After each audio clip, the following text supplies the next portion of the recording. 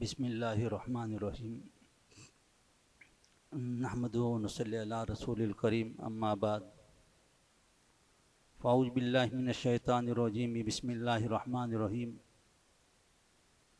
कुल्लु नफ्सिन ज़ाइक़तुल मौत सदक़ल्लाहुल अज़ीम। मोहतरम दोस्तों बुजुर्गों, जो भी शख्स दुनिया में आया है दुनिया से जाने के लिए आया है। कोई भी ऐसा नहीं है जो दुनिया में आया हो और हमेशा बाकी रहा हो। बड़े बड़े बादशाह दुनिया में आए और मौत ने उनको नहीं छोड़ा और वो मौत के रास्ते से दुनिया से चले गए। बड़े बड़े बादशाह आए, बड़े बड़े मालदार आए, बड़े हकीम आए, बड़े समझदार किस्म के लोग भी दुनिया में आए। हर एक दुनिया से गया है। जिन जमीन के ऊपर इस वक्त में हम चलते हैं, एक वक्त वो था कि इन जमीनों के ऊपर किसी के दादा किसी के परदादा चला करते थे, लेकिन जब उनका मौत का वक्त आ गया दुनिया से चले गए। हत्ता के अंबिया भी दुनिया में आए, अंबिया को भी मौत ने नहीं छोड़ा। और ये मौत ऐसी चीज है कि जिसके बारे में किसी ने कोई इख्तिलाफ नहीं किया। बहुत सारी चीजों के बारे में इख्तिलाफ होता है। अंबिया की रिसालत के बारे में इख्तिलाफ किया गया, मरने के बाद दोबारा मैदान महशर में जमा होने के बारे में इख्तिलाफ किया गया, अल्लाह की वहदानियत के बारे में इख्तिलाफ किया गया। लेकिन मौत ऐसी चीज है कि जिसके बारे में कोई इख्तिलाफ नहीं हुआ। हर एक मौत का इकरार करता है। अंबिया भी दुनिया में आए, अंबिया भी दुनिया से गए। हज़रत इब्राहीम अलैहिस्सलाम दुनिया में आए, जब उनका वक्त पूरा हुआ वो दुनिया से चले गए। हज़रत नूह अलैहिस्सलाम आए, हज़रत आदम अलैहिस्सलाम आए, हज़रत शीश अलैहिस्सलाम आए, हज़रत इस्माइल अलैहिस्सलाम आए। बहुत सारे अंबिया दुनिया में आए। हज़रत अबू ज़र ग़िफ़ारी रज़ियल्लाहु तआला अन्हु के हदीस के मुताबिक कमोबेश 1,24,000 या 25,000 अंबिया और रसूल थे। वो दुनिया में आए, वो भी दुनिया से गए। और जो दुनिया में आता है वो जाने के लिए आता है। कुल्लु मन अलैहा फ़ानियो व यबक़ा वज्हु रब्बिका ज़ुल जलाली वल इकराम। जो चीज रोए जमीन के ऊपर है उस पर फना तारी होने वाली है, सिर्फ अल्लाह ताला की जात बाकी रहने वाली। और सबके आखिर में अंबिया के सरदार, रसूलों के सरदार और इंसानों के सरदार जनाब नबी करीम सल्लल्लाहु अलैहि वसल्लम दुनिया में तशरीफ लाए। और आपका भी एक वक्त पूरा हुआ तो आप दुनिया से चले गए। अल्लाह जल्ल शानु के बाद में आप सल्लल्लाहु अलैहि वसल्लम का दर्जा है, लेकिन इसके बावजूद जब आपकी मियाद पूरी हुई, आपका वक्त मुकर्रा पूरा हुआ, यानी 63 साल आपके पूरे हुए, तो आप सल्लल्लाहु अलैहि वसल्लम भी दुनिया से चले गए। हज्जतुल विदा के मौके पर जो हिजरत के बाद में आप सल्लल्लाहु अलैहि वसल्लम ने एक ही हज किया है, और हिजरत से पहले आपने बकसरत हज किए हैं। सनिजरी जिसमें आप सल्लल्लाहु अलैहि वसल्लम सहाबा के एक जमात के साथ में हज करने के लिए मक्कतुल मुकर्रमा पहुंचे थे। और उस वक्त में तकरीबन 1.25 लाख का मजमा था। और 10 साल पहले जब आप सल्लल्लाहु अलैहि वसल्लम मक्का से मदीना की तरफ हिजरत की थी, तो हिजरत के मौके पर आप सल्लल्लाहु अलैहि वसल्लम का जो काफिला था वो सिर्फ 4 आदमियों का काफिला था। और मक्का से हिजरत करने वालों की तादाद 2000 के करीब है। लेकिन सन हिजरी 10 में सहाबा की एक बहुत बड़ी तादाद थी। और उस मौके पर इजाजा नसरुल्लाह, जिसको सूर्य फतह कहा जाता है, ये सूर्य फतह नाजिल हुई। फसब्बि बिहम्दि रब्बिक वस्तगफिरहु इन्नहु कान तव्वाबा, ये सूरत नाजिल हुई। इस सूरत के नाजिल होने के बाद में आप सल्लल्लाहु अलैहि वसल्लम समझ गए कि अब दुनिया से जाने का वक्त आ चुका है। और आप सल्लल्लाहु अलैहि वसल्लम को कहा गया कि अब बकसरत वफूद इस्लाम में दाखिल होंगे और आप अपने रब की हम्द बयान कीजिए। जिब्राइल आपके पास में आए।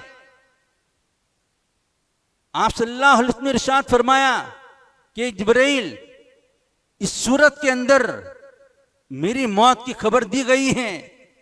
तो जिब्राइल ने फरमाया कि यकीनन जो भी दुनिया में आया है ये दुनिया से जाने के लिए आया है और आपका वक्त करीब आ चुका है। और इसी हज के मौके पर जुमा का दिन था। सन हिजरी 10 9 जिलहज्जा थी। और कुरान शरीफ की आयत अल-यौमा अकमलतु लकुम दीनकुम व अतममतु अलैकुम निअमती, ये आयत नाजिल हुई कि आज मैंने तुम्हारे लिए दीन को मुकम्मल कर दिया। अल्लाह की तरफ से आप सल्लल्लाहु अलैहि वसल्लम को ये परवाना दिया जा रहा है कि मैंने आज तुम्हारे लिए इस दीन को मुकम्मल किया और मैंने तुम पर अपनी नेमत को मुकम्मल किया। व रज़ीतु लकुमुल इस्लाम दीना, और मैंने तुम्हारे लिए दीनी इस्लाम को पसंद किया। इस आयत के नाजिल होने पर सिद्दीक अकबर रज़ियल्लाहु तआला अन्हु रोने लगे। दूसरे साहबा ने कहा, यह तो खुशी का मौका है कि दीन मुकम्मल हो रहा है और अल्लाह जल्ल शानु ने हमारे लिए दीनी इस्लाम को पसंद किया है। और सिद्दीक अकबर रज़ियल्लाहु तआला अन्हु रो रहे हैं। सिद्दीक अकबर ने कहा कि इस आयत शरीफा में आप सल्लल्लाहु अलैहि वसल्लम की मौत की खबर दी गई है। क्या आप सल्लल्लाहु अलैहि वसल्लम जिस मकसद के लिए दुनिया में आए थे वो मकसद पूरा हो गया। जब मकसद पूरा हो गया तो आप सल्लल्लाहु अलैहि वसल्लम अब हमारे पास ज्यादा अरसा रहने वाले नहीं, आप हमारे पास से दुनिया से तशरीफ ले जाएंगे। अल्लामा तबरी ने फरमाया, सूर्य फतह के नाजिल होने के बाद में आप सल्लल्लाहु अलैहि वसल्लम बकसरत अल्लाह ताला की हम्दो सना बयान करते थे और बकसरत तस्बीह को पढ़ा करते थे। इसके बाद में आप सल्लल्लाहु अलैहि वसल्लम मदीना तशरीफ ले आए। हज का आपका जो सफर है 24 ज़िकात को आप मदीना से रवाना हुए थे और 4 जिलहज्जा को आप मक्कतुल मुकर्रमा पहुंचे थे। और हज करने के बाद में 13 जिलहज के बाद वाली रात में आप सल्लल्लाहु अलैहि वसल्लम मक्का से वापस मदीना तशरीफ लाए। 10 दिन का सफर था। फिर 1 जिलहज का महीना पूरा हुआ। फिर इसके बाद में सफर की आखिरी तारीख में आप सल्लल्लाहु अलैहि वसल्लम उहद पर तशरीफ ले गए, जहां पर 70 सहाबा ने अपने जाने दी थी। और आप सल्लल्लाहु अलैहि वसल्लम जिस वक्त गजवे तबूक से वापस आ रहे थे तो आपने इरशाद फरमाया था, ये उहद पहाड़ वो पहाड़ है, हम उहद पहाड़ के साथ में मोहब्बत करते हैं और उहद पहाड़ हमसे मोहब्बत करता है। वो 70 सहाबा वहां मदफून थे जहां पर हज़रत हमज़ा रज़ियल्लाहु तआला अन्हु को बेदर्दी के साथ में शहीद किया गया था। आप सल्लल्लाहु अलैहि वसल्लम वहां पर तशरीफ ले गए और उनके लिए इसाले सवाब किया और लंबी देर तक आपने शुहदाए उहद के लिए दुआ की। इसके बाद में आप वापस आए। फिर आप सल्लल्लाहु अलैहि वसल्लम रात के वक्त में जन्नतुल बकी में तशरीफ ले गए। जन्नतुल बकी जो मस्जिद नबी से करीब आज भी वही कब्रिस्तान है, वहां जाकर के जहां पर बहुत सारे सहाबा और बहुत सारे मुसलमान मदफून हैं, आपने उनके लिए इसाले सवाब किया और उनके लिए दुआए मगफिरत की। और इसके बाद में आप वापस तशरीफ लाए तो आप सल्लल्लाहु अलैहि वसल्लम की तबीयत बिगड़नी शुरू हो गई।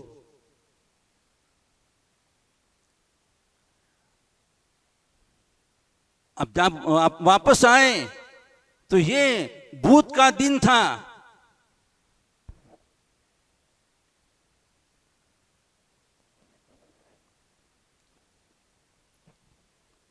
अल्लामा वाकिदी रहमतुल्लाह अलैह और इमाम हाकिम ने यह बयान किया है कि वो बुध का दिन था, हज़रत मैमुना रज़ियल्लाहु तआला अन्हा की बारी का दिन था और आप सल्लल्लाहु अलैहि वसल्लम बीमार हुए और आपके सर में बहुत ज्यादा तकलीफ हो रही थी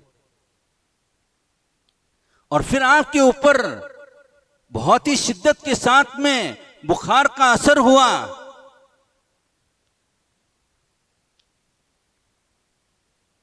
और ये बुध के दिन से लेकर के आप सल्लल्लाहु अलैहि वसल्लम की जो वफात हुई वो पीर के दिन हुई। ये तकरीबन 13 दिन होते हैं। आप 13 दिन बीमार रहे और पीर के दिन आपका इंतकाल हुआ। लेकिन बुध के बाद में लगातार आप सल्लल्लाहु अलैहि वसल्लम ये इरशाद फरमा रहे थे कि आइंदा बारी कहां पर है। आप सल्लल्लाहु अलैहि वसल्लम अजवाज मुतहरात के दरमियान में सब गुजारी की बारी थी। आप अदल का मामला किया करते थे, इंसाफ का मामला किया करते थे, लेकिन आप सल्लल्लाहु अलैहि वसल्लम की तमन्ना ये थी कि मैं हज़रत आयशा रज़ियल्लाहु तआला अन्हा के वहां ये अय्याम मर्ज और बीमारी के दिन वहां पर गुजारूं।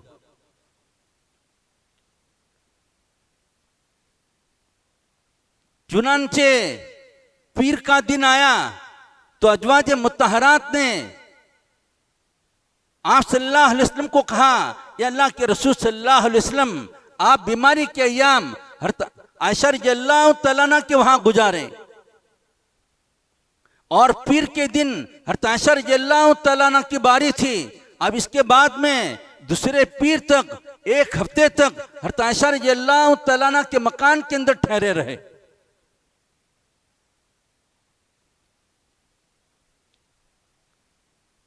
असल में आप सल्लल्लाहु अलैहि वसल्लम को एक वजह तो ये थी कि हज़रत आयशा रज़ियल्लाहु तआला अन्हा के साथ में उनसियत थी और दूसरी वजह ये थी कि किसी ज़ौजे मुतहरा के लिहाफ में वही का नुज़ूल नहीं होता था। लेकिन अगर आप सल्लल्लाहु अलैहि वसल्लम हज़रत आयशा रज़ियल्लाहु तआला अन्हा के साथ में लिहाफ में होते थे फिर भी वही का नुज़ूल होता था। तो आप सल्लल्लाहु अलैहि वसल्लम को ये पसंद था कि बीमारी के अय्याम हज़रत आयशा रज़ियल्लाहु तआला अन्हा के वहां गुजारें। इसके बाद में आप लगातार मस्जिद में नमाज पढ़ाने के लिए तशरीफ लाते थे और इमामत किया करते थे। लेकिन जुमेरात के दिन में आप सल्लल्लाहु अलैहि वसल्लम की बीमारी बहुत ज्यादा बढ़ गई। अब्दुल्लाह इब्न अब्बास रज़ियल्लाहु तआला फरमाते हैं, जो बुखारी की रिवायत है, कि आप सल्लल्लाहु अलैहि वसल्लम का मर्ज बहुत ज्यादा सख्त हुआ। फिर अब्दुल्लाह इब्न अब्बास ने फरमाया कि तुमको मालूम है कि जुमेरात का दिन क्या है? जुमेरात का दिन वो है कि जिस दिन में आप सल्लल्लाहु अलैहि वसल्लम की बीमारी बहुत ज्यादा हो गई। जब बुखार ज्यादा बढ़ गया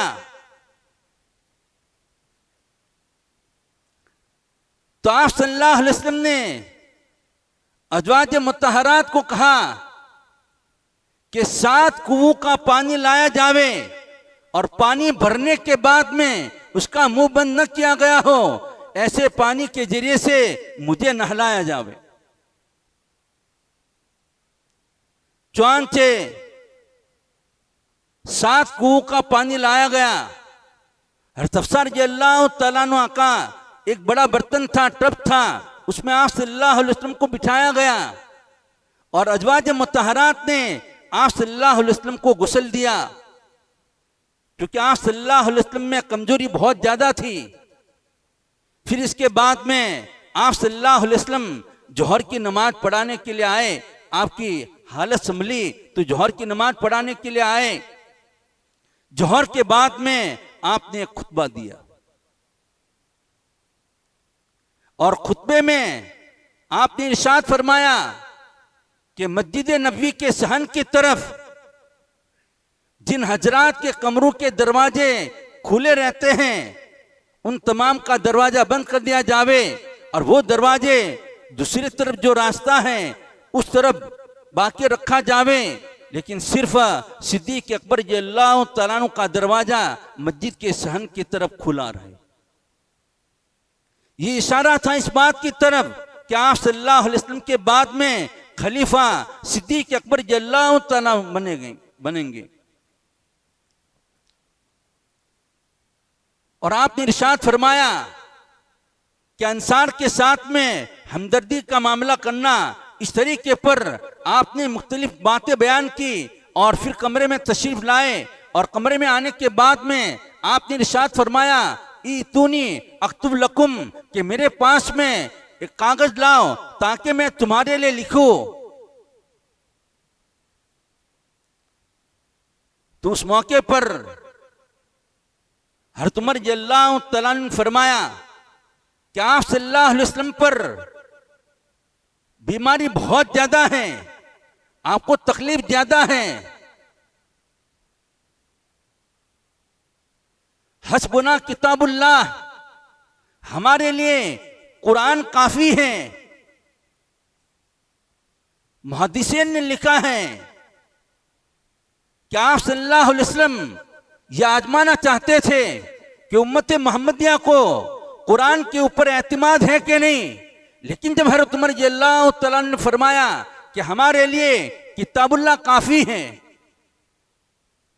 तो फिर कुछ सहाबा ने कहा कागज पेश किया जावे और कुछ ने कहा कि नहीं, शिद्दत बीमारी है, आपको कोई कागज न दिया जावे। फिर मुहद्दिसीन ने यह कहा है कि क्या लिखवाना चाहते थे। रवाफिज ने तो यह कहा कि आप सल्लल्लाहु अलैहि वसल्लम हज़रत अली रज़ियल्लाहु तआला अन्हु खलीफा आप सल्लल्लाहु अलैहि वसल्लम के बाद में बने, उसको लिखवाना चाहते थे। ये रवाफिज का कहना बहुत ही गलत है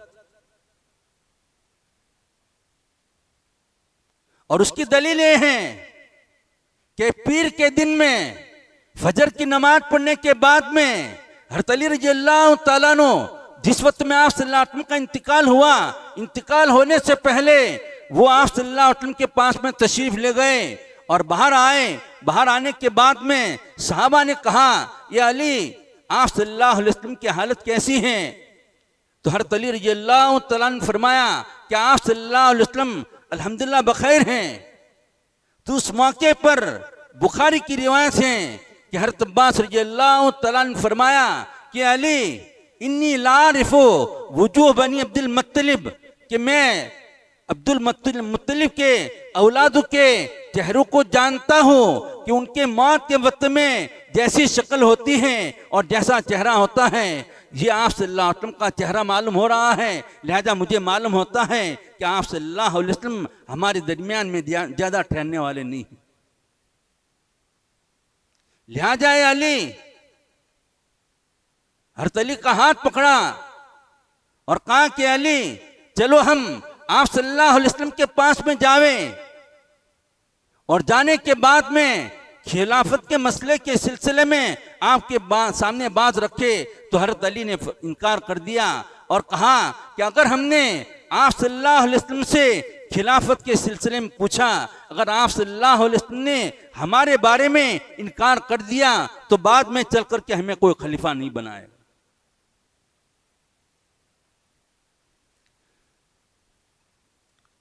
ये पहली हदीस जो बयान की गई इसको वाकई किरतास कहा जाता है।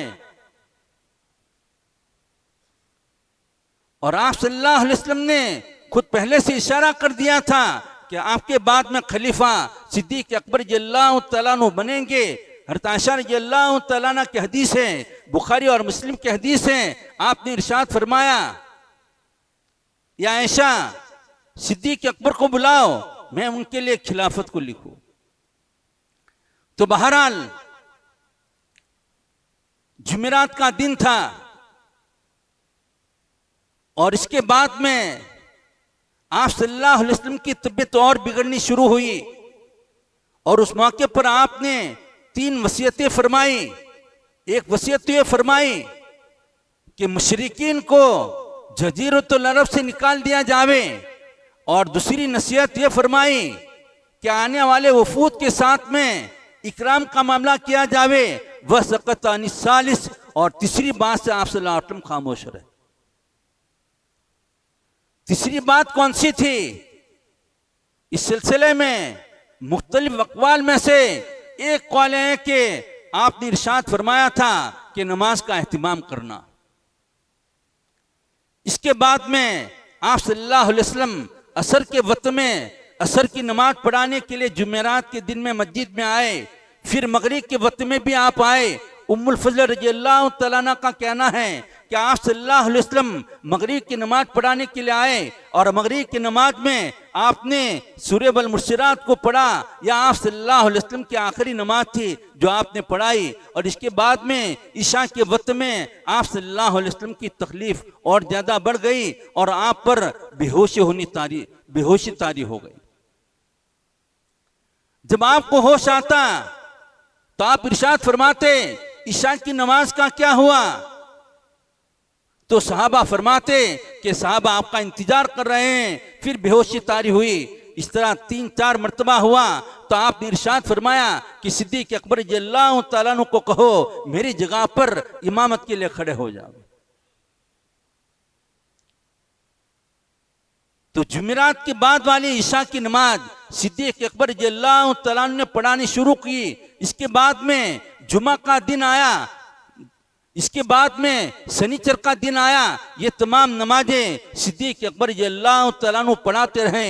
और शनिचर के दिन में जोहर के वक्त में आप सल्लल्लाहु अलैहि वसल्लम की थोड़ी हालत अच्छी हुई तो आप सल्लल्लाहु अलैहि वसल्लम 2 सहाबी हज़रत अब्बास रज़ियल्लाहु तआला अन्हु और हज़रत अली रज़ियल्लाहु तआला अन्हु के सहारे से मस्जिद में तशरीफ लाए। सिद्दीक अकबर रज़ियल्लाहु तआला अन्हु ने जोहर की नमाज को शुरू कर चुके थे, वो पीछे हटे। आप सल्लल्लाहु अलैहि वसल्लम वहां बैठे और आप सल्लल्लाहु अलैहि वसल्लम बैठ करके नमाज पढ़ाते रहे। और सिद्दीक अकबर रज़ियल्लाहु तआला अन्हु जोर से तकबीरें कहते रहे और उनकी तकबीर के ऊपर पीछे का मजमा सजदा और रुकू करता रहा। या आप सल्लल्लाहु अलैहि वसल्लम की जो नमाज थी ये आखिरी नमाज थी जो आपने पढ़ाई, लेकिन ये पूरी नमाज थी नहीं थी। बादे नमाज का हिस्सा सिद्दीक अकबर ने पढ़ाया और बादे नमाज का हिस्सा आप सल्लल्लाहु अलैहि वसल्लम ने पढ़ाया। इसके बाद में पीर का दिन फजर की नमाज का वक्त था। फजर की नमाज के वक्त में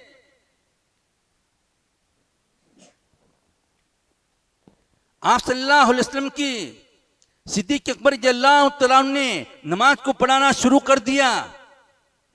आप सल्लल्लाहु अलैहि वसल्लम की हालत संभली तो दरवाजे के ऊपर से पर्दा हटवाया और आप सल्लल्लाहु अलैहि वसल्लम सहाबा को देख करके मुस्कुरा रहे थे। हदीस में आता है कि सहाबा ने फरमाया, अनस ने फरमाया कि खतरा था इस बात का कि आप सल्लल्लाहु अलैहि वसल्लम की हालत को देख करके हमारी नमाज फासिद हो जाती। और वो फासिद होना इस एतबार से कि सहाबा खुशी के मारे हंसते तो उनकी नमाज फासिद हो जाती।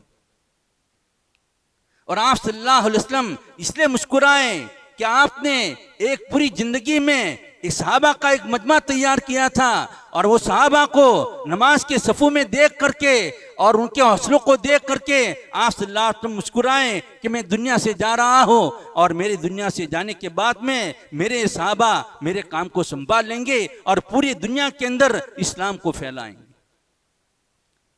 सिद्दीक अकबर रज़ियल्लाहु तआला अन्हु ने फजर की नमाज पढ़ाई। आप सल्लल्लाहु अलैहि वसल्लम के पास में आए।